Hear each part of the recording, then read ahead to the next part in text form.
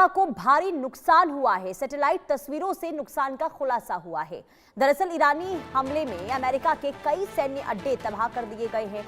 अल उदीद airbase पर नुकसान के संकेत मिले हैं। बहरीन बेस की छत क्षतिग्रस्त होती हुई दिखाई दी है। इधर 5th फ्लीट सपोर्ट एरिया को भी नुकसान पहुंचा है। पेंटागन ने नुकसान से इनकार कर दिया है।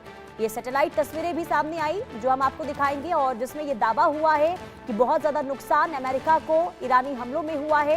आपको बता दें कि सच्चाई ये है कि लड़ाई में उसे भी यानी कि अमेरिका को भी नुकसान हो रहा है। 4 दिन की जंग के बाद मिडिल ईस्ट के देशों में अमेरिकी सैन्य अड्डों की सैटेलाइट तस्वीरें सामने आई है जिसमें यह साफ पता चलता है कि ना सिर्फ ईरानी मिसाइलें अमेरिका की एयर डिफेंस सिस्टम को भी चकमा दे रही है बल्कि अपने टारगेटेड्स को भी भारी नुकसान पहुंचा रही है। और ताजा तस्वीरों में कतर के अल उदीद एयरबेस, ये जो तस्वीर आप देख रहे हैं ये अल उदीद एयरबेस और बहरीन में अमेरिकी 5th फ्लीट के सपोर्ट एरिया के भीतर कुछ इमारतों को नुकसान पहुंचने के संकेत इस तस्वीर के जरिए दिखाई दे रहे हैं। हालांकि ईरानी सरकारी मीडिया प्रेस टीवी ने यह दावा किया है कि कतर के अल उदीद एयरबेस में मौजूद एक वेयर हाउस को हालिया ईरानी मिसाइल हमलों में भारी नुकसान पहुंचा है।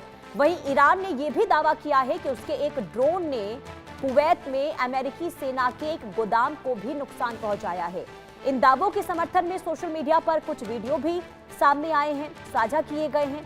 12 जुलाई को सामने आई सैटेलाइट तस्वीरों में बहरीन स्थित अमेरिकी 5th फ्लीट के सपोर्ट एरिया की एक इमारत की छत क्षतिग्रस्त दिखाई दे रही है और कुछ विश्लेषकों का यह कहना है कि ये एक drone command and control centre हो सकती है। हालांकि इसकी स्वतंत्र पुष्टि अभी नहीं हुई है, लेकिन पेंटागन ने अब तक इन सैटेलाइट तस्वीरों या फिर किसी भी वेयर हाउस को नुकसान पहुंचने को लेकर कोई भी आधिकारिक जानकारी दी है। ब्रायन थॉमस संवाददाता तमाम जानकारी के साथ जुड़ चुके हैं। ब्रायन, ये जो सैटेलाइट तस्वीरें सामने आई है, अब आखिर इसकी सच्चाई क्या है? और देखिए कहीं ना कहीं जो ये सारी सैटेलाइट पिक्चर्स है जो यूएस ईरान का कॉन्फ्लिक्ट में बहरीन में मौजूद यूएस नेवी के 5वीं जो फ्लीट बेस है उनको लेकर एक बड़े दावा किया जा रहा है। कई कमर्शियल सैटेलाइट इमेजेस में भी देश के अंदर एक वेयर हाउस और कई सपोर्ट स्ट्रक्चर्स को नुकसान पहुंचा हुआ दिखा रहा है जो सैटेलाइट में भी दिखा रहा है। अब ये सैटेलाइट एनालिसिस के मुताबिक भी कुछ बिल्डिंग्स की छतें तबाह हुई है और कई जगह पर ब्लास्ट और फायर के निशान नजर आ रहे हैं। ईरान से जुड़े जो एजेंसीज है या जो रिपोर्ट्स है जो सोर्सेज है वो भी ये अपनी मिसाइल और ड्रोन अटैक्स को ड्रोन अटैक्स के नतीजा बता रहे थे, इसकी वजह से हुआ है। और ये बेसिस कहीं ना कहीं गल्फ रीजन में अमेरिका की सबसे अहम नेवल फैसिलिटीज में भी एक माना जा रहा है और यही से यूएस नेवी की 5th fleet middle east operations को भी कहीं ना कहीं कोऑर्डिनेट करती है। हालांकि पेंटागन और बहरीन की सरकार ने अब तक इन नई सैटेलाइट इमेजेस पर कोई ऑफिशियल कंफर्म नहीं दी है और डैमेज की जो एग्जैक्ट एक्सटेंड या कितना क्या डैमेज हुआ है वो भी पब्लिक नहीं की गई है। पर इंडिपेंडेंट वेरिफिकेशन अभी भी जारी है।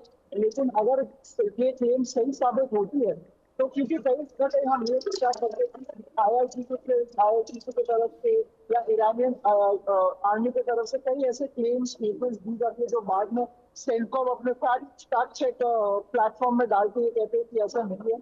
और ये कहीं ना कहीं काफी इंपॉर्टेंट माना जाता है क्योंकि इसके बाद जो गल्फ रीजन में सिक्योरिटी अलर्ट है वो और बढ़ा दिया गया है और कई जो अमेरिकन इंस्टॉलेशन है उन पर भी सर्वेलेंस केस कर दी गई है। जी ठीक है, यानी कि देखिए इस जंग में दोनों ही तरफ से दोनों ही देशों को नुकसान पहुंचा है। हालांकि इंतजार करना होगा कि अमेरिका की ओर से लेकर क्या